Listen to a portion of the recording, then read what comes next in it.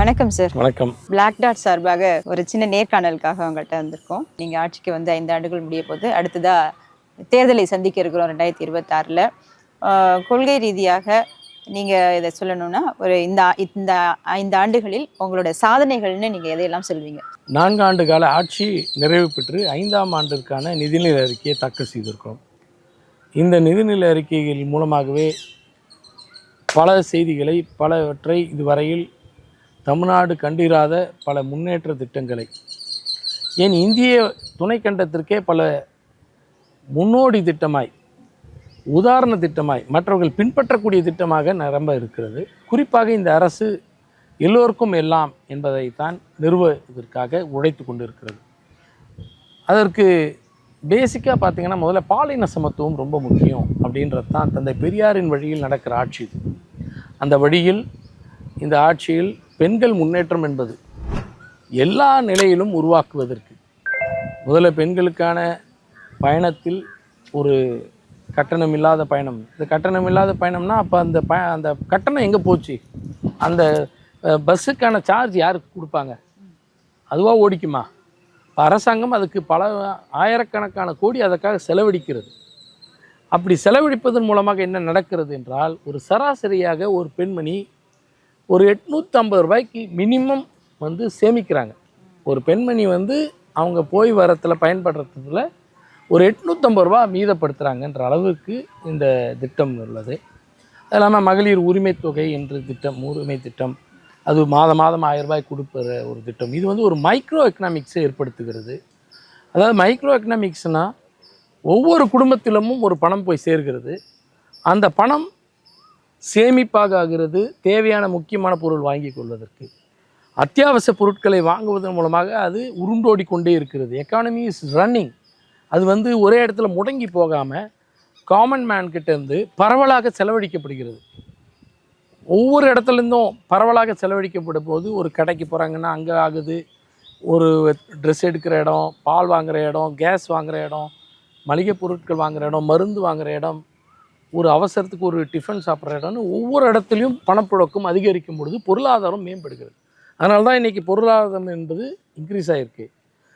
Per capita இன்கம்னு சொல்லுவாங்க. தனி மனிதனுடைய வருவாயும் இந்தியாவில் நம்பர் 1 மாநிலமாக இருக்கக்கூடிய மாநிலம் தமிழ்நாடு என்று உயர்ந்திருக்கிறது.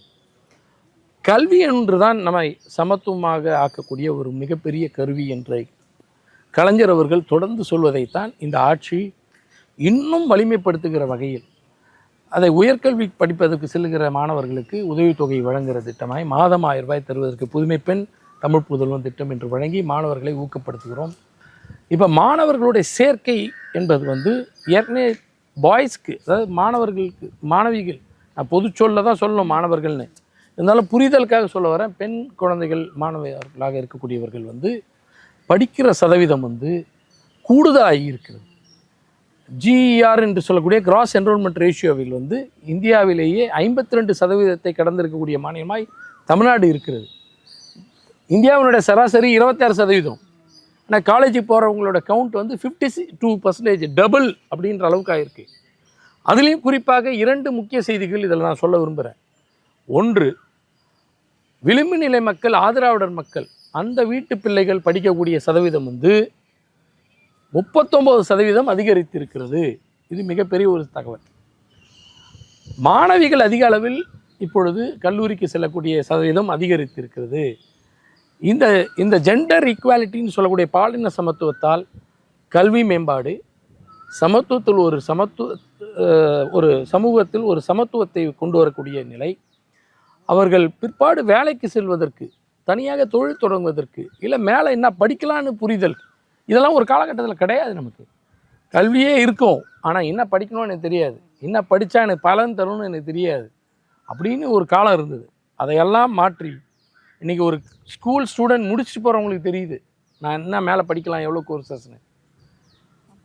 அதே போல் படித்து முடித்த மாணவர்களுக்கு, இளைஞர்களுக்கு தெரியுது நான் என்ன வேலைக்கு போக முடியும், அதுக்கு எனக்கு என்ன அப்படின்றதுக்கான ஸ்கில் இருக்குது. இன்றைக்கி அந்த ஸ்கில் டெவலப்மெண்ட்டாக இருக்கும், கரியர் கைடன்ஸ்ன்னு சொல்லக்கூடியதாக இருக்கும். இதையெல்லாம் தரக்கூடிய திட்டமாக நான் முதல்வன் திட்டம்.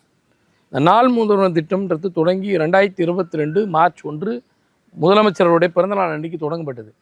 அன்றைக்கி அவர் சொல்கிறாரு, ஓராண்டுக்குள்ளாகவே நான் முதல் இடத்துக்கு வந்து விட்டேன் இந்தியாவில் இருக்கக்கூடிய மாநிலத்திலே என்று சொன்னாலும் கூட என்னை நான் முதல் இடத்தில் வந்து விட்டேன், நான் முதல்வன் என்று என்னை சொல்லிக் கொள்ளுதல் விட தமிழ்நாட்டில் உள்ள இளைய சமுதாயம் ஒவ்வொருவரும் நான் முதல்வன் என்று சொல்ல வேண்டும் என்று அதற்காகவே அந்த பெயரை சூட்டினார். இன்னைக்கு எவ்வளோ பேர் அதில் பயிற்சி பெற்றிருக்காங்கன்னு தெரியுமா? 41 லட்சம் பேர் தமிழ்நாட்டில் இந்த 3 ஆண்டுக்குள்ளாக அதில் பயிற்சி பெற்றிருக்கிறார்கள். அவர்களால் முடிந்த நிலைக்கு உயர்ந்திருக்கிறார்கள். முன்ன இருந்ததை விட சிவில் சர்வீஸில் அதிக வேலை வாய்ப்புகளுக்கு, அதாவது குறிப்பாக செலக்ட் ஆகியிருக்காங்க ஐஏஎஸ் ஐபிஎஸ்க்கு, யூபிஎஸ்சில், பிற தேர்வுகளுக்கு, பேங்கிங் எக்ஸாம்ஸு எல்லாவற்றிலும் இன்றைக்கு தேர்வுகள் எழுதுகிற ஒரு தன்னம்பிக்கையை தரக்கூடிய ஒன்றாக இதை மாற்றியிருக்கிறோம்.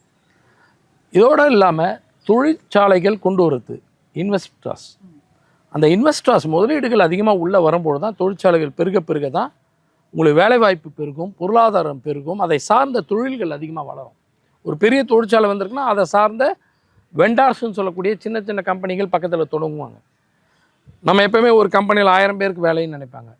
அதை சுற்றி ஒரு 25 சின்ன சின்ன கம்பெனி வந்திருக்கும். அதில் ஒரு 5000 பேருக்கே வேலை வரும்.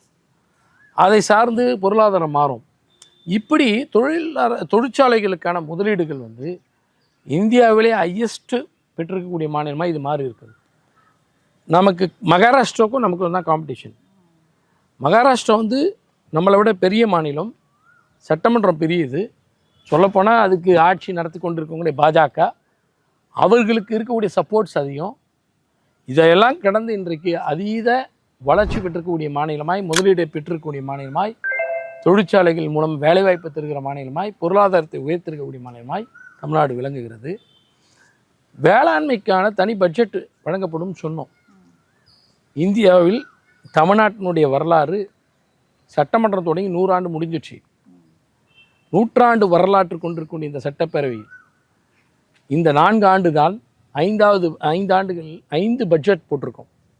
வேளாண் பட்ஜெட் என்று தனியாக போடப்பட்ட ஆட்சி என்பது எங்களுடைய ஆட்சி. வேளாண் துறைக்காக அவ்வளோ கவர்னன்ஸ், அவ்வளோ வந்து அக்ரிகல்ச்சர் கவர்னன்ஸ் கொடுத்துருக்காங்க.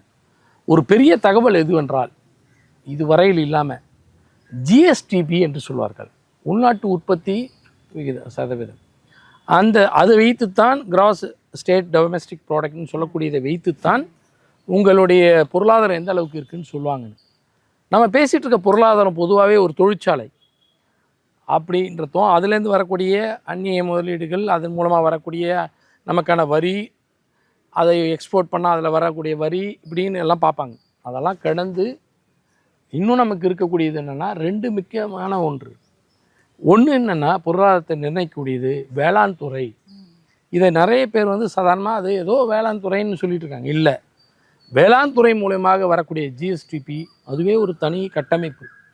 அதை உயர்த்தி கொண்டிருக்கக்கூடிய அரசாக இந்த அரசு இருக்கிறது.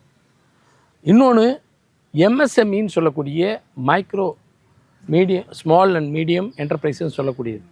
இந்த சிறு குறு நடுத்தர தொழில் நிறுவனங்கள் கொண்டு இருக்கக்கூடிய நிறுவனங்கள். ஒரு பூ விற்கிற வியாபாரம், ஒரு சின்ன தள்ளு வண்டியில் வச்சுக்கிட்டு வியாபாரம் பண்ணுறவங்க, ஒரு சின்ன அளவில் ஒரு தையல் மிஷின் வச்சு செய்வாங்க, கைவினை பொருட்களை தயார்படுத்தி விற்கிறவங்களாக இருப்பாங்க, ஒரு செக்கெண்ணெயை ஆட்டிக்கு கொடுக்குறத வச்சு செய்கிறவங்க இருப்பாங்க, சின்ன சின்ன இதுவில் எள்ளு வைத்து வேர்க்கடலை வச்சு கடலை உருண்டை செய்கிறவங்க இருப்பாங்க, எள்ளு உருண்டை செய்கிறவங்களாக இருப்பாங்க.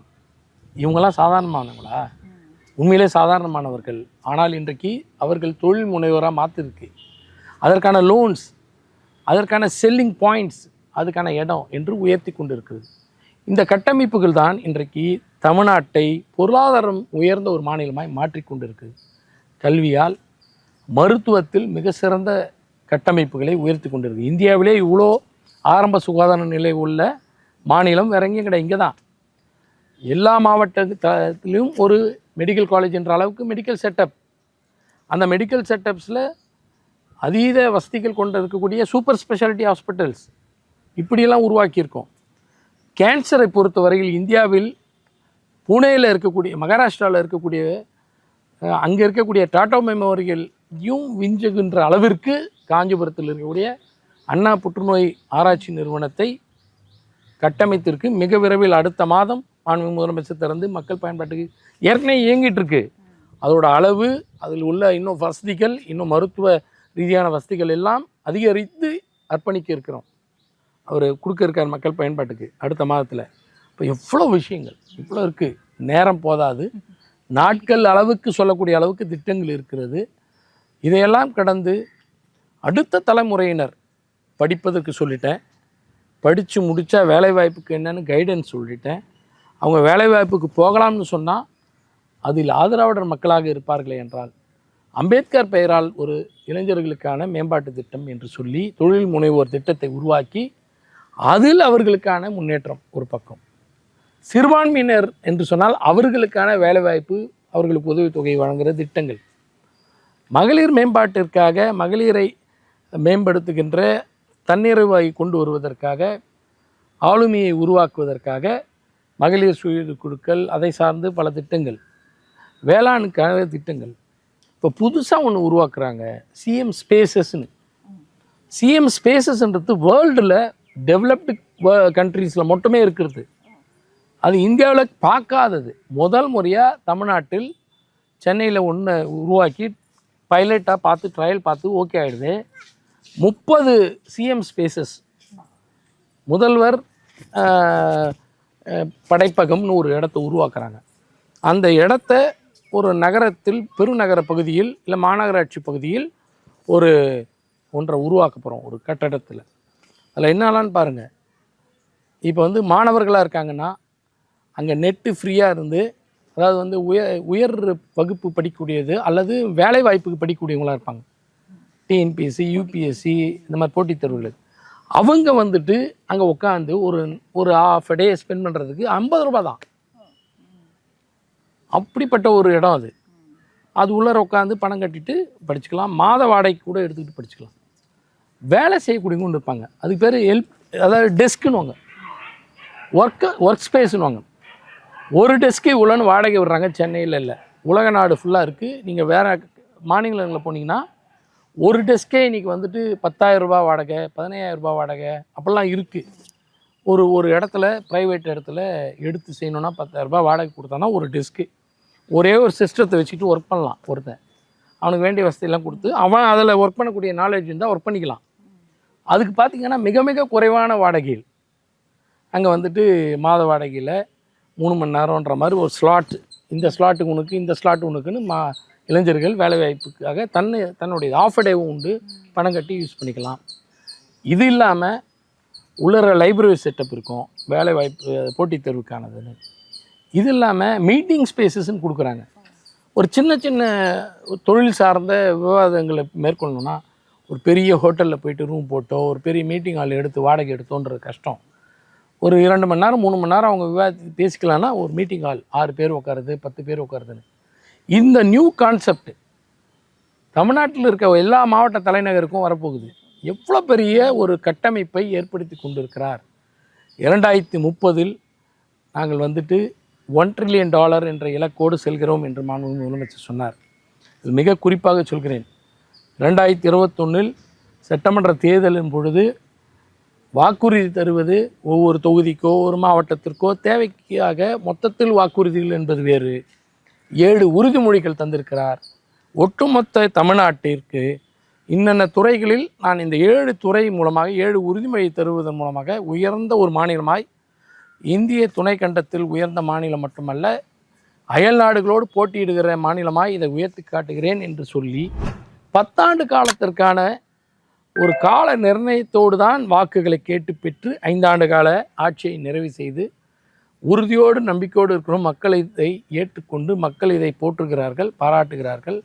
மீண்டும் 2026 ஒரு மிகப்பெரிய பெரும்பான்மையோடு, முன்பை விட மிகப்பெரிய பெரும்பான்மையோடு 200 குறைவில்லாத ஒரு இலக்கோடு அடுத்த ஆட்சியும் அமைய இருக்கக்கூடியது. கண்டிப்பாக மக்கள் அதற்கான தீர்ப்பை தர காத்திருக்கிறார்கள் என்ற ஒரு மிகப்பெரிய மகிழ்ச்சியோடு நம்பிக்கையோடு நான் தெரிவிக்க விரும்புகிறேன். ரொம்ப மகிழ்ச்சி தான் சார். திமுக 2.0 ரொம்ப சிறப்பாக இருக்கும்னு நாங்களும் எதிர்பார்க்குறோம். மகிழ்ச்சி, நன்றி.